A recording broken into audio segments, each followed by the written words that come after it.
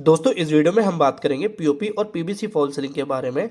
और मैं आपको इस वीडियो में इन दोनों के बारे में काफ़ी कुछ डिटेल में समझाने वाला हूं, जिससे आप अपने लिए एक सही चॉइस को चुन पाएँ। क्योंकि काफ़ी लोग कंफ्यूज रहते हैं कि भाई हमें पीओपी लगानी चाहिए या पीवीसी फॉल सीलिंग इस्तेमाल करनी चाहिए, तो उनको नहीं पता होता है। देखो दोनों के अपने कुछ एडवांटेज और डिसएडवांटेज है, लेकिन वो आपको पता होने चाहिए। मैंने कुछ ऐसे पॉइंट लिखे हैं जो आपके साथ एक एक करके डिस्कस करने वाला हूँ।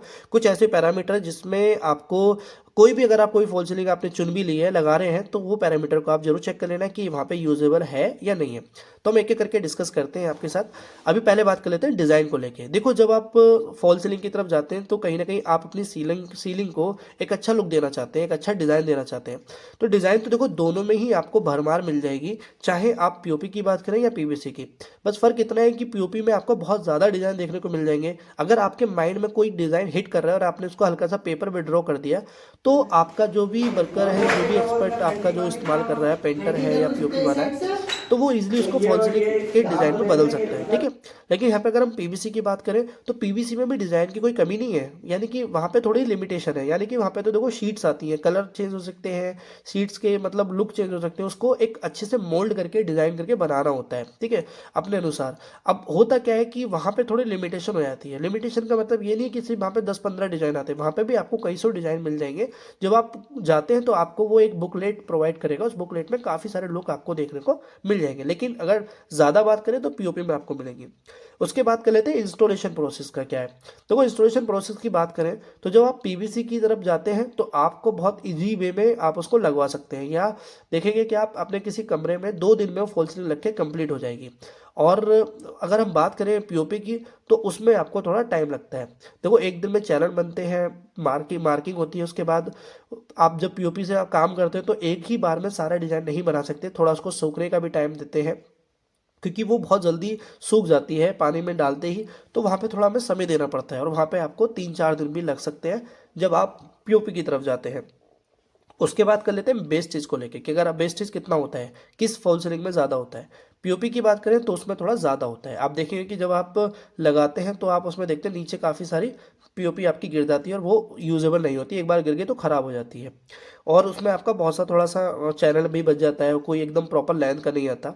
साथ ही हम बात कर लेते हैं पीवीसी की। तो पीवीसी में आपकी बेस्टेज जो होती है वो नेग्लिजिबल होती है। नेग्लिजिबल मतलब बिल्कुल नाक के बराबर ही वो होगा। सीधे सीधे लेंथ वाइज पैनल आते हैं, उनको काटिए, लगाइए और उसमें ड्रिल करके उसके पेच कस दीजिए।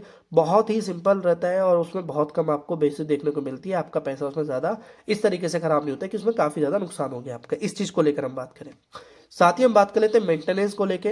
तो मेंटेनेंस जो है वो पीओपी में कम होती है और पीवीसी में ज़्यादा होती है।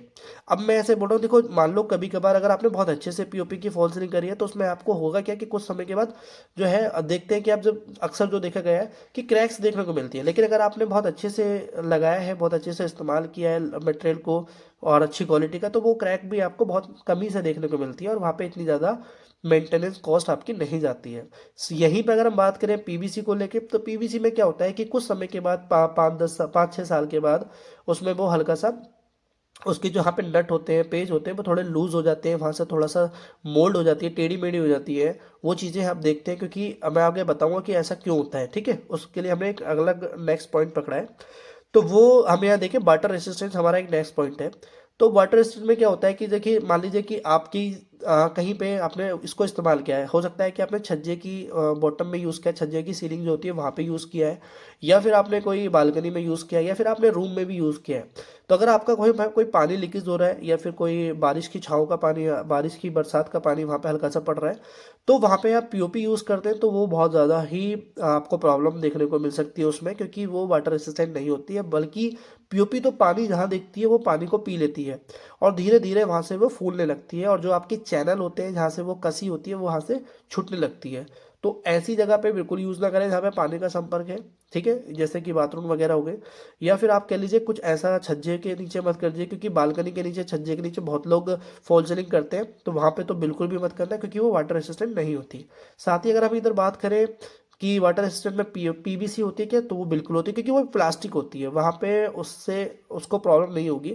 अगर हल्का बहुत नमी आ रही है तो बहुत ज़्यादा प्रॉब्लम देखने को नहीं मिलेगी, वो उसको रेजिस्ट कर देगी, यानी कि वो वाटर रेसिस्टेंट है। तो ये हम यहाँ तक हमने जो पॉइंट डिस्कस किए उसमें कहीं ना कहीं दोनों ही चीज़ें आप देख पा रहे हैं कि किसके क्या एडवांटेज है क्या डिसएडवांटेज है। अभी हम बात करते हैं हीट रेसिस्टेंस।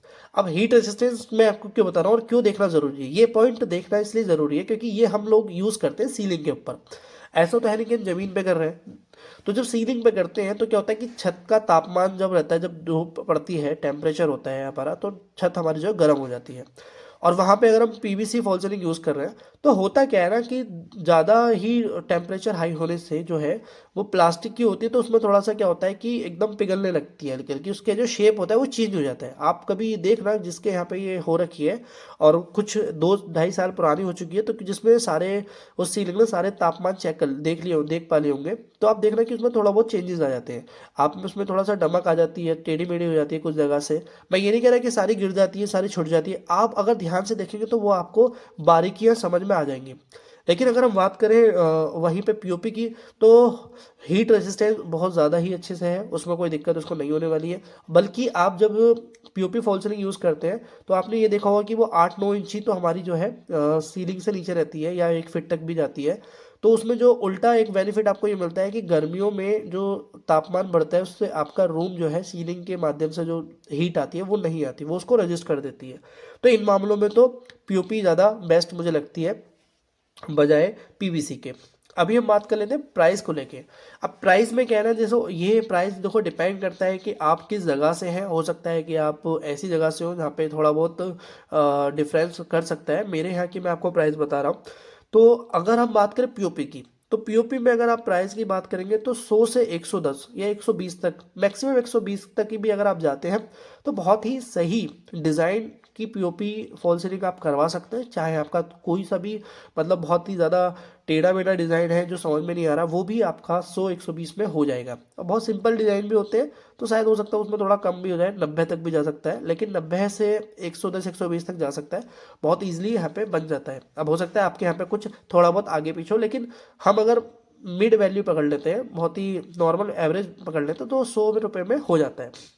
अभी हम बात कर लेते हैं पीवीसी की। तो पीवीसी फॉल सीलिंग में आपको ये क्या होता है कि वो थोड़ा सा प्राइस उसका कम रहता है। वो 70 से 80 या 60 से 75 रुपए के आसपास स्क्वायर फीट की मैं आपको बता रहा हूँ वो कर देगा। विद मटेरियल की बात कर रहा हूँ मैं, ठीक है। इसमें आपको मटेरियल कुछ भी नहीं देना है, वो जो भी आपका ठेकेदार होगा या फिर कारीगर होगा वो आपको विद मटेरियल समेत कर देगा।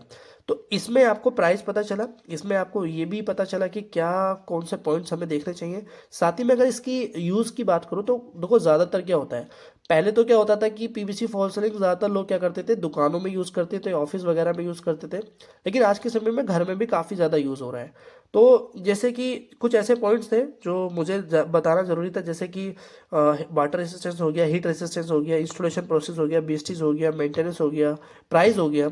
इन सबको देखते हुए आपको कहाँ पे क्या सही लग रहा है यूज़ कर लीजिए। मैं एक चीज़ बोलिए आपसे कि लाइफ क्या है, ड्यूरेबिलिटी क्या है इन दोनों की। तो अगर लाइफ की बात करें तो लाइफ ज़्यादा है पीओपी की बजाय पीवीसी की। अगर मैं एग्जांपल पर बात करूं तो 10 से 15 साल बहुत इजीली आप अपने पीओपी फॉल सीलिंग के साथ काट सकते हैं। और वहीं अगर पीवीसी की बात करें तो शायद वो 5-6 साल में ही ख़राब होने लगती है, मतलब उसकी लाइफ ख़राब हो जाती है, तो वो कलर उसका उड़ जाता है। और हल्के हल्के उसके जो पेच नट होते हैं वो लूज़ हो जाते हैं, गिर जाते हैं, और फिर उनकी मेंटेनेंस उनको करते में तो उसका इतना मज़ा देखने को नहीं मिलेगा। तो ये सारे पैरामीटर थे जो मुझे आपको बताने थे, और मुझे उम्मीद है कि अब आप अपने घर के लिए बहुत ही सही और एक डिसीजन ले पाएंगे। प्राइस को ना देखते हुए आप ये भी देखिए कि क्या आपके लिए सही रहेगा। और मैं आपको सजेस्ट करूंगा कि अगर आप पीओपी की तरफ जाते हैं तो बिल्कुल जा सकते हो। अगर आप एक ऑफिस में यूज़ करना चाह रहे हैं या फिर आप किसी दुकान में यूज़ करना चाह रहे हैं तो पीवीसी की तरफ जाइए। तो वीडियो अच्छी वीडियो लाइक करना चाहिए, सब्सक्राइब करना। Thank you for watching video, और चैनल पर विजिट करके पुरानी वीडियो भी आप देख सकते हैं।